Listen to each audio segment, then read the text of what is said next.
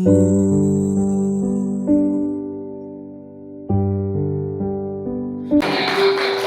Tuhan, silakan. Boleh ditayangkan pujian tadi berkali-kali. Tidak perlu menyanyikan, saya ingin mau menyampaikan sesuatu yang penting. Ini refnya, sebelum refnya. Boleh sebelum refnya. Meskipun Tuhan tak menolong, meskipun duri dalam dagingku, ya, terus ku tetap memilih untuk percaya dan mengucap syukur. Di bagian dari bait nyanyian ini berbanding terbalik dengan refnya. Kalau di sini dikatakan meskipun saya tidak mengalami pertolongan Tuhan, berkali-kali doa tidak terjawab, duri dalam dagingku dan sebagainya, tetapi di ref berkali-kali Tuhan tolong. Halo? Anda menyimak nggak? Menyimak nggak?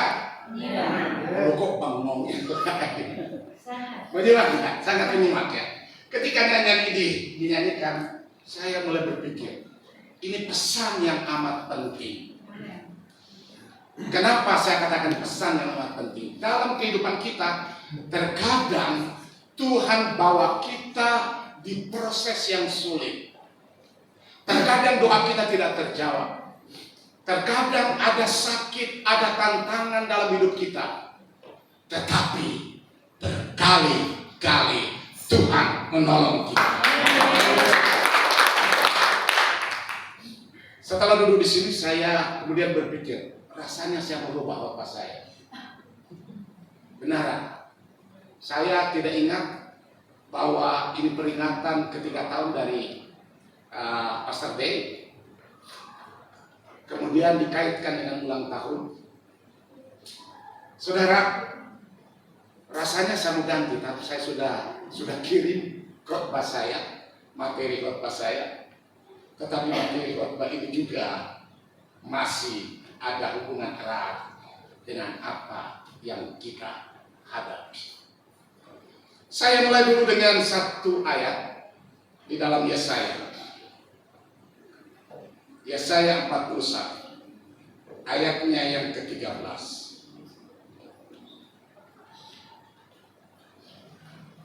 Yesaya 41 ayatnya yang ke-13. Ayat ini sudah sangat familiar sekali, lazim sekali untuk kita.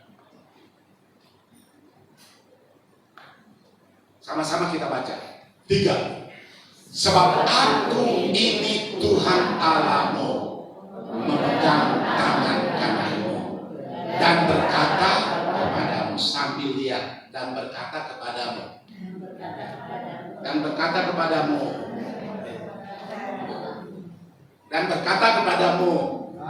jangan takut. Akulah yang menolong engkau. Walaupun terkadang dalam proses hidup kita, terkadang Tuhan tidak jawab, berkali-kali bermohon, tetapi berkali-kali Tuhan juga nyatakan, berkali-kali juga Tuhan menolong. Saat ini saya katakan ini berbanding terbalik, tidak berbanding lurus dengan bait pertama dan refnya. Tetapi saudara sekalian, sekali lagi ini pesan yang amat penting sekali. Itulah babnya, saudara. Rujukan dari apa yang saya mau sampaikan pada pagi hari ini adalah Yesaya 41 ayatnya yang ke-13. Sebab aku ini, kata sebab ini kata kunci. Kata kunci. Sebab apa? Ada sebabnya kan? Sebab apa? Sebab tantangan kita banyak. Sebab persoalan kita banyak. Ya. Banyak masalah dalam hidup kita. Selama 3 tahun ini banyak tantangan gereja ini. Selama 3 tahun ditinggalkan oleh suami, banyak tantangan untuk Bude. Ya, sebab aku ini Tuhan Allahmu. Haleluya. Sebab aku ini Tuhan Allahmu, memegang tangan kananmu dan berkata kepadamu, jangan takut, akulah yang menolong engkau. Tampilkan materi khotbah saya.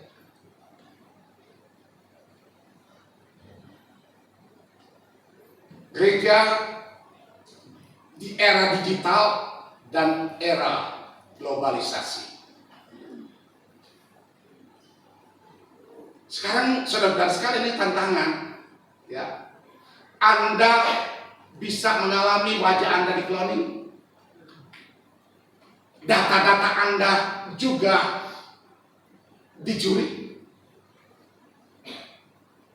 Kaget sekali ketika ada yang menyampaikan pesan seolah-olah pesan dari orang yang kita kenal, ya, untuk ada konfirmasi dari orang yang menerima WA.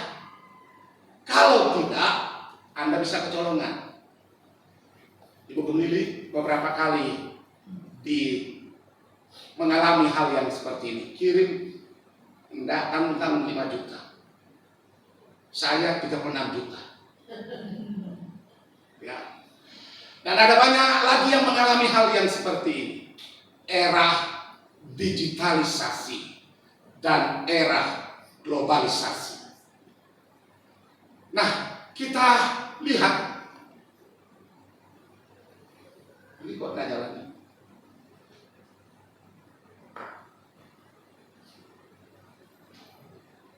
Tadi waktu tes sudah jalan.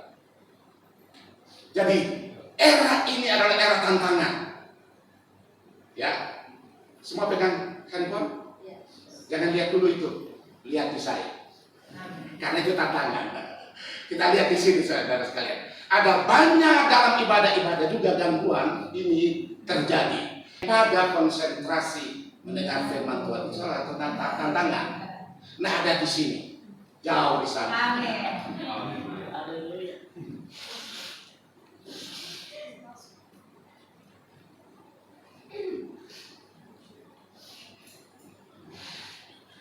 Ya.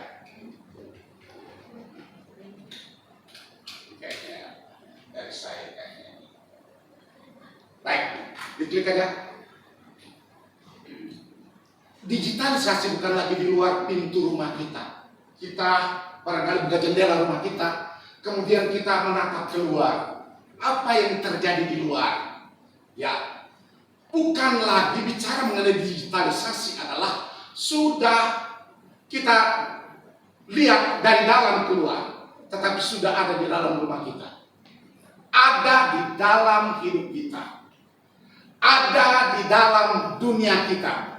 Bukan lagi di luar sana, tetapi era digitalisasi dan globalisasi itu sedang lagi hebat sekali. Itulah sebabnya kalau kita perhatikan, globalisasi bukanlah masih berada di luar jendela rumah kita, tetapi sudah berada di dalam rumah kita. Sudah di dalam. Mau dan tidak mau kita harus hadapi. Gereja harus menghadapinya. Itulah sebabnya kita perlu ada counter attack. Jadi kita harus punya pertahanan. Kalau tidak punya pertahanan, kita akan bisa hanyut. Ya, masuk dalam rumah kita mewarnai setiap dimensi dari gaya hidup kita. Anda lihat enggak di dalam rumah? Dia ketawa-ketawa sendiri. Sering dong. Lebih cuek mendengarkan nasihat orang lain, kemudian konsentrasi kepada ini. Di gereja pusat saya bilang, sementara ibadah ini dijalankan, kalau perlu semua di silent, disimpan, karena bukan waktunya lihat HP. Kecuali kalau kita mentayangkan, itu perlu, saudara. Tetapi kalau kita konsentrasi sementara firman Tuhan, ini yang barangkali perlu diperbaiki. Karena ini sebagai tantangan. Dan suka tidak suka, mau tidak mau, proses globalisasi dan digitalisasi akan terus mempengaruhi kehidupan gereja. akan terus mempengaruhi kehidupan kita. Tidak ada orang yang imun, tahu imun, kebal terhadap pengaruh ini. Tidak ada yang kebal terhadap dunia di luar sana, dunia yang di sekitar kita, termasuk gereja, dari dampak digitalisasi dan globalisasi. Tidak ada yang imun. Kecuali kalau dia hidup di tengah-tengah hutan rimba. Gereja berada secara real, lembaganya berada di dunia, bukan di antah berantah. Tahu antah berantah? Hai, antah berantah tahu? Ya, dunia ilusi. Tetapi real kita berada di dunia sekarang ini menghadapinya. Mau dan tidak mau, gereja harus mesti prepare. Gereja harus mesti pagari betul-betul tembok ini agar kita tidak terpengaruh. Gereja tidak terpengaruh dengan dunia luar. Kita di framing dan sebagainya. Saudara yang dikasih oleh Tuhan, itulah sebabnya betapa penting. Berita-berita juga yang ada di luar sana melalui medsos banyak sekali yang menyesatkan. Ada yang mengajarkan pergaulan tidak perlu lagi. Di mana dia temukan ayatnya? Firman Tuhan mengajarkan harus kita taat melakukannya. Halo? Halo? Dan ini luar biasa. Saudara-saudara, satu persatu Tuhan proses. Ini berhadapan dengan Tuhan yang hebat. Kita lihat banyak sekali orang-orang yang hebat, yang sangat terkenal.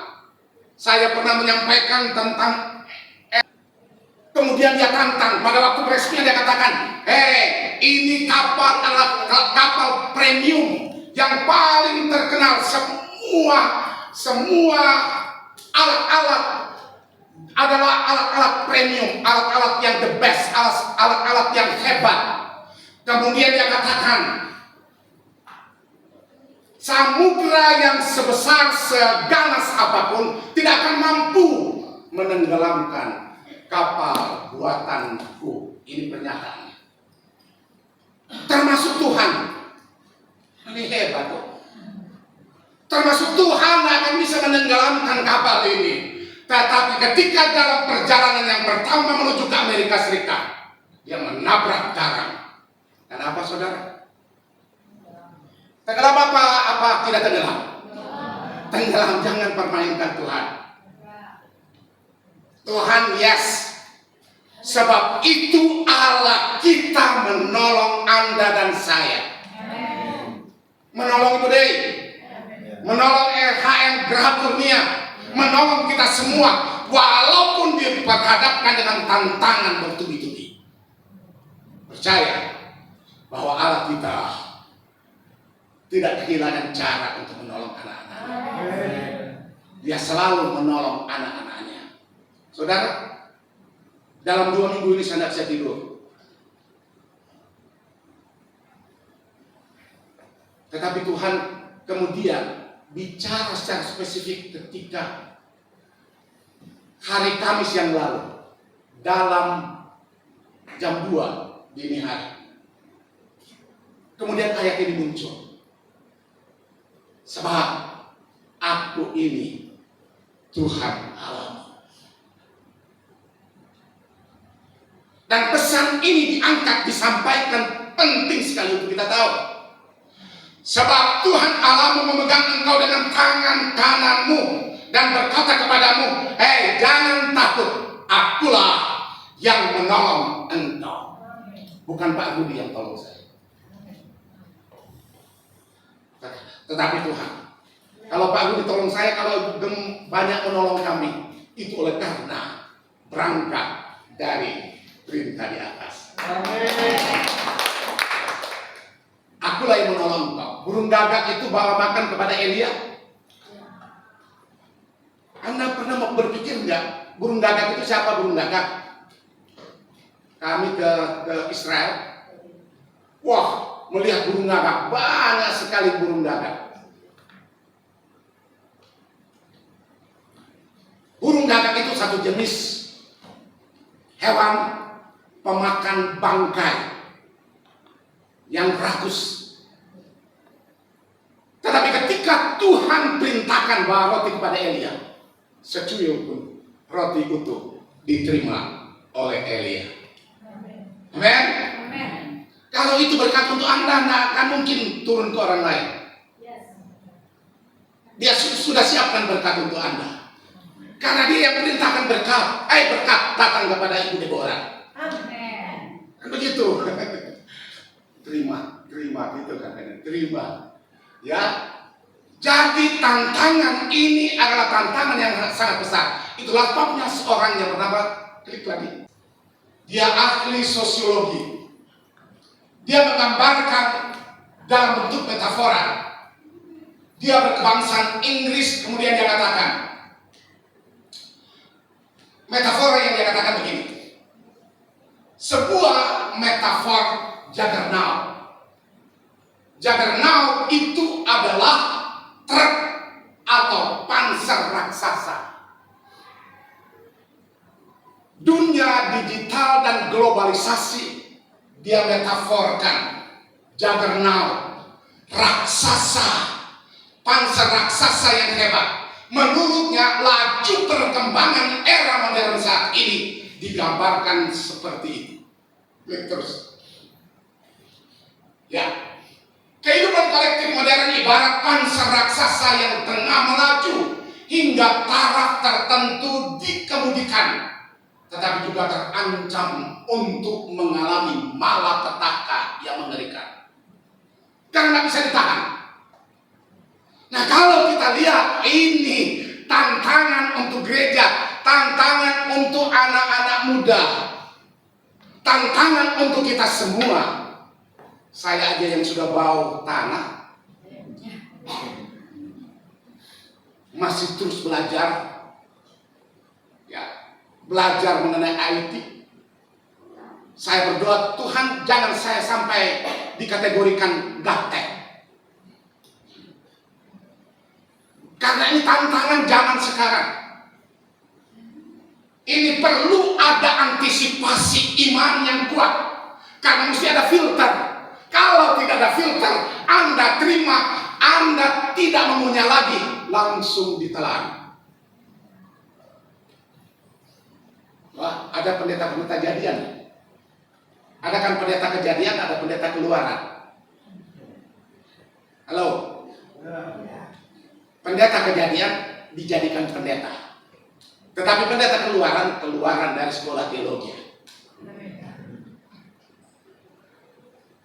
Almarhum Pastor Jefferson tahun 2012 dia sudah menjadi mahasiswa saya. 2012, 13, 14 sudah mesti wisuda. Tapi waktu itu dia ada di Singapura. Nah, bisa wisuda. Tambah lagi kuliah, saya bilang kuliah lagi. Kemudian dia kuliah, saya yang ujian skripsinya. Sampai dia bilang, aduh papi, saya luar biasa. Soalnya kan dia aktif ya, pada aktif. Kemudian ketika di meja ujian, saya tes dia. Katalah saya turun, dia bilang sama teman-temannya, aduh aku dikerjain oleh papi Roy tadi. Ya. Tapi keluaran, bukan kejadian. Jadi bagaikan panser yang hebat sekali. Nah, itulah topnya saudara-saudara sekalian. Ini bisa ancaman besar untuk gereja. Kalau gereja ini bisa berdiri sampai hari ini, 3 tahun sudah, di masa-masa tantangan yang begitu banyak. Sebagai gembala kadangkala, gembala sidang nangis curhat. Banyak tantangan, tapi rasanya aku mau menyerah aja. Jangan karena Tuhan persiapkan berkat yang besar. Ibu deh, datang, papi aduh udah kuat. bayar aja sewa tempat, nggak kuat. Tetapi kalau sampai hari ini masih ada, itu karena udah kenceng. Sudah sarapan belum? Udah ya. Nah, saudara yang dikasih oleh Tuhan. Nah, kita lihat karena ini sebuah ancaman yang begitu hebat. Untuk itu sangat beralasan jika kehidupan modern oleh Giddens digambarkan sebagai sebuah dunia yang tidak terkendali. Dunia yang tidak terkendali. Kalau persoalan Anda cuma karena aduh bayar ojek aja kagak ada, itu kecil. Saya sempat, saudara sekalian, dalam satu hari 1 rupiah pun tidak ada. 1 rupiah pun tidak ada. Terpaksa puasa. Ini belum menikah. Saya ditemani oleh ibu angkat saya. Dia pensiunan, sebetulnya ada duit. Tapi dia ngetes. Jadi selalu Tuhan pakai untuk menguji. Gak ada makanan. Tapi satu waktu saudara sekalian di pagi hari, ketika kami sedang berdoa untuk minum teh tanpa pengawal, teh pemberani. Tahu teh pemberani? Nggak ada pengawal tuh. Teh. Kemudian dalam doa ibu angkat, dia berdoa begini, Bapak berkati makanan dan minuman ini. Saya buka mata. Nggak ada makanan kecuali minuman. Saya mau pingin injak kakinya. Tapi orang tua, saya sangat menghormati ini ibu angkat ini begitu punya komitmen untuk mengabdi dan melayani Tuhan. Setelah itu terus doa, dia katakan berkati yatim piatu supaya mereka bisa menikmati seperti yang kami nikmati hari ini. Saya bilang lebih bingung lagi saya. Supaya mereka dapat menikmati makanan seperti yang kami nikmati. Saya lebih bingung. Kemudian selesai berdoa, ada yang ketok pintu pastori. Sepada apa ada Pak Pendeta? Ibu saya bilang, buka pintunya. Saya buka pintunya. Setelah buka pintunya, satu ibu yang bawa bakpao 21 biji.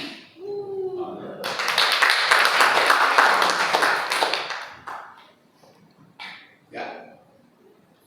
Saya katakan bahwa ini besar karena doa puasa terpaksa. Tapi Tuhan jawab, saudara. Nggak punya kulkas, saya dan kami makan 7 hari. Ibu saya cuma makan 1, saya makan 3. Saudara yang dikasih oleh Tuhan, Tuhan pemelihara yang setia. Dia katakan, aku menjaga kamu seperti biji mataku. Halo? Dia melihara kita seperti biji mata Tuhan. Sekali lagi saya bukan berteori, tapi saya mengalami apa yang saya teorikan. Sehebat apapun bagaikan panser raksasa yang datang menyerang, aku tidak takut. Kenapa? Karena akulah Tuhan yang menolong engkau. Next. Itulah sebabnya, karena gereja merupakan lembaga ilahi yang hidup dalam dunia nyata yang saya katakan tadi. Dunia, kita ada di sini, kita berada di dunia kita yang nyata, bukan anta-beranta. Ya, ini bukan sebuah lembaga yang hidup di dunia anta-beranta. Ia bukan hidup di dunia ilusi. Ia hidup di dalam dunia real, dunia nyata. Kita hidup di dunia ini siapapun, pendeta tidak ada yang imun terhadap masalah. Saya sudah 56 tahun, sebentar lagi 57 tahun. usia saya mengabdi melayani Tuhan. Tetapi lihat saja, timbangan naik terus. Apalagi kalau sudah diundang oleh Google. Tapi ada di mana? Ada di kantor. Boleh dong kita jam 1 di mana? Tahu? Anda sudah tahu atau di mana? Ibu deh yang paling tahu. Ada di mana? Udah sana. Makanan raja. Ini sebenarnya makanan Nabi beda. Betul enggak? Makanan Nabi dikirim oleh burung gagak. Makanan raja, wah, Aruli, ya, lebih hebat dari brand gua, ya. Tapi ini makanan yang hebat. Kadang-kadang saya bilang begini sama mami, aduh, sudah bilang aja kita ada. Kadang mau kesibukan, ya. Kadang masih mau ajak makan, gitu loh. Saudara yang dikasih oleh Tuhan, turunin badan aja susah. Kadang-kala di pagi hari tidak ada waktu untuk gerak, tidak ada waktu untuk olahraga. Saya bilang sama mami, kita pulang cepat. Kalau sudah bisa mungkin kan jam 5 sore saya ada waktu untuk 5.000 langkah. Ya. Nah itulah sebabnya saudara-saudara yang dikasih oleh Tuhan, kita ada di dunia real, ada di dunia nyata, sedang menghadapi tantangan. Baru 3 tahun. Halo, kalau saya lihat sebetulnya Ibu Dey, ya, terus Pastor Lili, waduh, lihat aja. Kalau mau duduk berbaris foto, Ibu Lili, Iren, Bella, pasti mereka bilang, oh ini kakak beradik. Ya, beneran. Dan Ibu Dey, wah semakin on fire, semakin bersemangat melayani Tuhan. Walaupun di tengah-tengah kesibukan dia fight, ya, bantu si Osi di resto. Wah, walaupun pulang pergi, wah hebat, naik busnya presiden toh, masih keren juga tuh. Ya. Tetapi semangat yang hebat. Kita ada di dunia nyata, bukan di dunia ilusi. Kita sedang berada di sana, bergaul dan menikmati apa yang terjadi sekarang. Next. Karena itu, gereja seharusnya bukan hanya menjadi lembaga pasif yang hanya menerima dampak arus globalisasi dan digitalisasi. Terlebih daripada itu, gereja dituntut untuk secara dinamis, kreatif, mewujudkan pelayanannya di berbagai perubahan dunia ini. Saya kadang-kadang agak suka orang amuran bilang grel. Tahu tuh grel? Mana Ibu Aster? Bu Aster, apa itu grel? Marah maksudnya ya. Marah. Terkadang santai. Kita ikut Tuhan santai. Pekerjaan pekabaran Injil bukan pekerjaan daripada gembala, pendeta, staf pastoral, pengurus gereja. Tetapi pekabaran Injil adalah tugas semua elemen di dalam gereja. Amen. Colek kiri kanan katakan, kita semua bertanggung jawab. Haleluya. Ya, puji Tuhan. Dan terus klik lagi. Batas-batas jarak, ruang dan waktu dalam globalisasi dan digitalisasi hampir tidak ada artinya lagi. Kejadian di satu tempat langsung bisa kita lihat dalam hitungan detik. Kita sudah lihat. Yang paling heboh sekarang ini apa? Halo? Apa yang paling heboh sekarang? Jangan dulu jasa palsu. Ya, apa di dunia luar? Apa yang paling heboh di dunia luar sekarang? Perang siapa? Thailand dan Kamboja. Wow. Wah, ini kan serumpun sebetulnya. Tapi perang. Dan ini sebetulnya, percaya atau tidak, ini sudah dinubuatkan. Sekarang Prancis buat pernyataan, mengakui, mendeklarasikan, mengakui Palestina sebagai sebuah negara. Trump ketawa. Semringah dia ketawa. Lihat aja. Ya, lihat aja. Satu waktu Amerika juga akan putus kontrak dengan Yerusalem. Itu kata Alkitab. Satu waktu, saudara-saudara sekalian. Karena apa yang dikatakan oleh firman Tuhan ini pasti akan terjadi. Nah, kita berada di dunia nyata ini. Terus diklik lagi. Terus ya, gereja sudah seharusnya memberi dampak positif. Untuk apa? Mengantisipasi pengaruh globalisasi dengan apa? Doa. Halo. Suka berdoa. Doa ini penting. Anak muda, kalau ada doa, doi pasti datang. Orang Manado, kalau ada doa, doi pasti datang. Doi beda dengan doi. Ya. Kalau orang Manado, doi itu duit. Kalau anak muda, orang Betawi itu doi itu pacar. Saudara yang dikasih oleh Tuhan, doa ini akan mengantisipasi semuanya.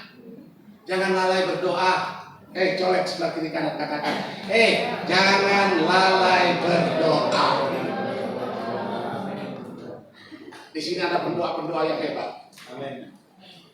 Saya sudah komitmen selalu katakan, kecuali saya dalam keadaan kesibukan, saya tidak akan datang mampir dan berdoa. Di kesibukan pun kalau bisa saya tunda untuk datang berdoa. Mami kalau setiap jam 4 sudah doa. Setiap jam 4. Ketika saya terbangun dari tidur, saya lihat dia sudah berdoa. Kami sudah 46 tahun pernikahan kami. Dilakukan tiap hari, baik sehat maupun sakit. Saya bicara bukan karena ini istri, tetapi benar-benar terjadi. Saya saksi hidup doanya. Saya mampu berdiri belakang mimbar ini oleh karena doanya. Saya mampu menghadapi tantangan oleh karena ada yang menopang. Anda tahu, Musa dapat terus mengangkat tangannya. Siapa yang menopang tangannya? Ya, Hur dan Harun. Gembalamu harus ditopang. Kalau Anda tidak bisa menopang dengan duit, Anda dapat menopang dengan doa. Supaya mampu dan terus bertahan, gembalamu ditopang dengan doa. Kemudian ada praise and worship yang memberkati. Wah, lihat terus dulu sama praise and worship hari ini. Luar biasa. Tommy CS, dahsyat. Para pemusik, para penari, ini luar biasa, penting sekali. Praise and worship yang memberkati. Harus mesti dievaluasi. Jangan ada nyanyian cemburu. Tahu nyanyian cemburu? Sudah tahu nyanyian cemburu? Lain orang engkau berkati, saya pun juga. Ini nyanyian yang cemburu ini. Kidung Jemaat berapa ini ya? Ibu Astar? Kidung Jemaat berapa ya? Wahai orang engkau beri berkat, beri saya juga.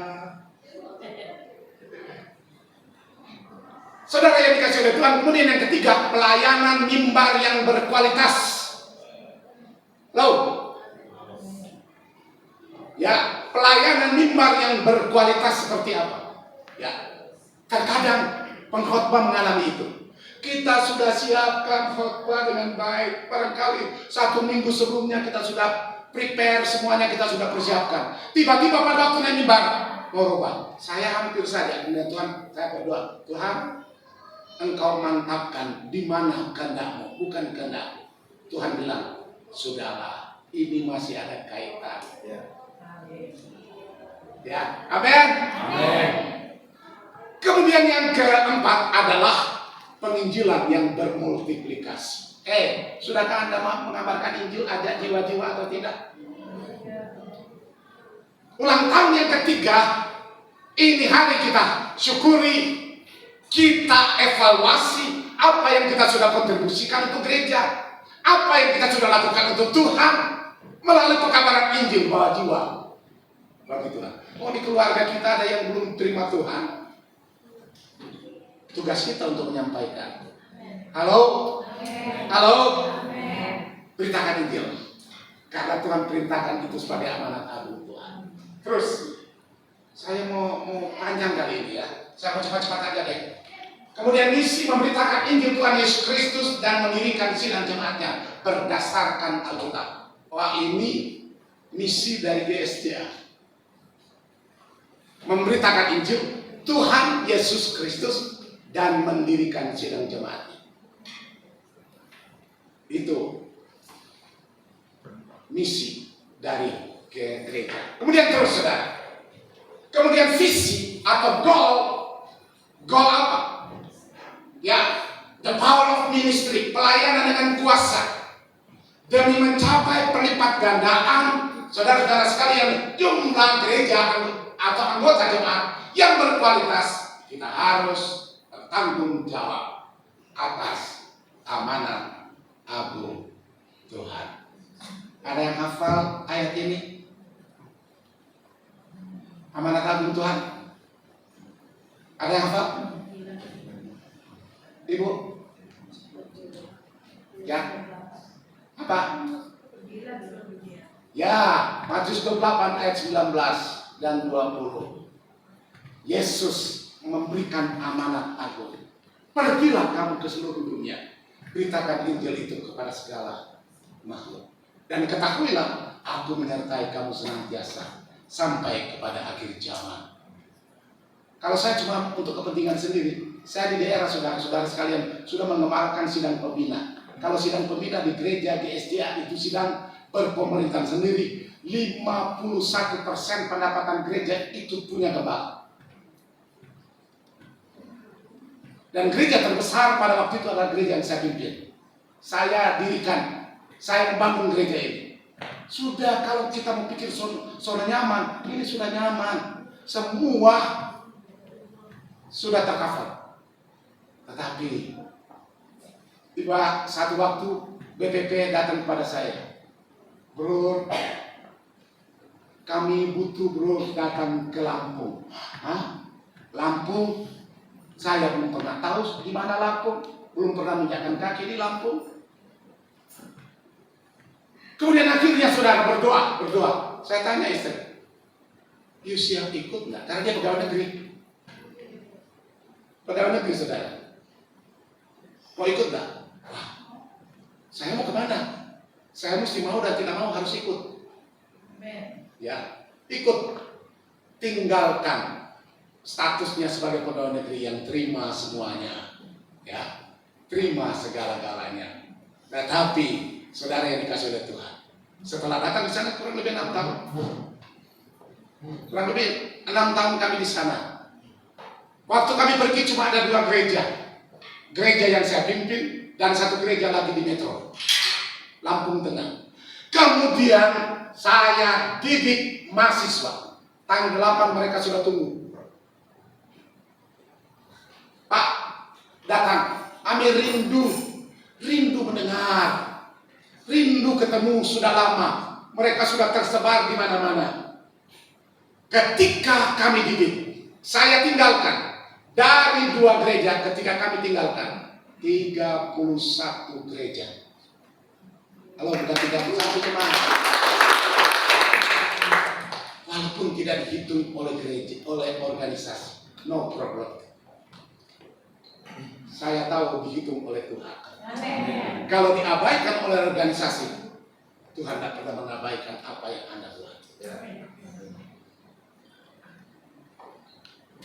Saudara yang dikasih oleh Tuhan, itu yang kemudian strategi. Strategi 4 pilar: doa, berpuasa, praise and worship, pelayanan mimbar berkualitas, penginjilan yang bermultiplikasi. Nah sekarang kita sudah mau datang di penghujungnya. Senang toh? Senang sudah di penghujung toh? Ya. Terus ya. Silakan. Nah ini dia. Jadi globalisasi dan digitalisasi adalah gereja mampu bersaing menghadapi tantangan zaman. Zaman terus berubah dan mengubah dirinya.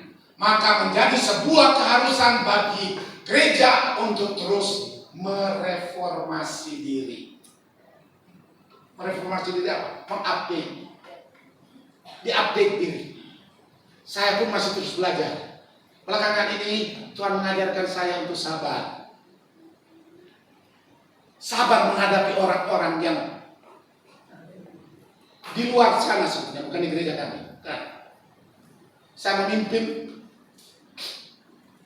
117 sinode gereja. Beraneka ragam. Banyak klik di antara dan sebagainya. Waduh, saya bilang kalau di gereja saya ini saya langsung keluar. Nggak betul, perkawinan nggak benar, perselingkuhan yang tidak harus dilakukan oleh gereja. Keluar untuk mereformasi diri, direformasi. Pelayan juga mesti reformasi. Halo, pelayan apapun, reformasi, mengupdate. Kalau kurang doa sekarang ini, terus bangun berdoa. Kalau kurang disiplin, kita bangun untuk disiplin. Kalau kita tidak tepat waktu, kita rubah, berusaha untuk tepat waktu. Karena saya tahu bahwa ketika kita melakukan mereformasi ini dengan tujuan untuk menyenangkan hati Tuhan, untuk bisa Tuhan tersenyum melihat apa yang kita lakukan. Lakukan apa yang Tuhan mau. Jangan lakukan apa yang kita mau, tapi lakukan apa yang Tuhan mau. Banyak hal kita sudah declare mengenai City Church, tetapi Tuhan proses. Tapi yang saya tahu bahwa one day at a time, Tuhan pasti. Kaget. Saya dapat WA dari seorang, Pak, Bapak diagendakan untuk ketemu Tommy Minata. Ini bukan Tommy. Bapak ditunggu untuk ketemu dengan Aguan. Saya tahu mau apa. Terus bisik-bisik, apa ya? Saudara, apa ya?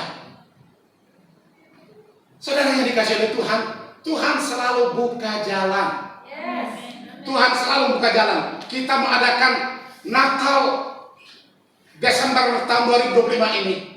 Sudah ada orang yang tanggung 15.000 umat untuk makanannya. Hitung aja saudara. 15.000 kali 35.000 aja. Kalian cepat matematikanya. Berapa duit? Yang sulit sekalipun Tuhan buka jalan, Tuhan memberkati. Apalagi persoalan uangmu. Bilang uangmu. Tuhan sudah siapkan.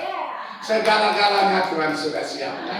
Maju terus, berusaha. Kalau usaha juga kadang-kadang kembang kempis, Senin Kamis.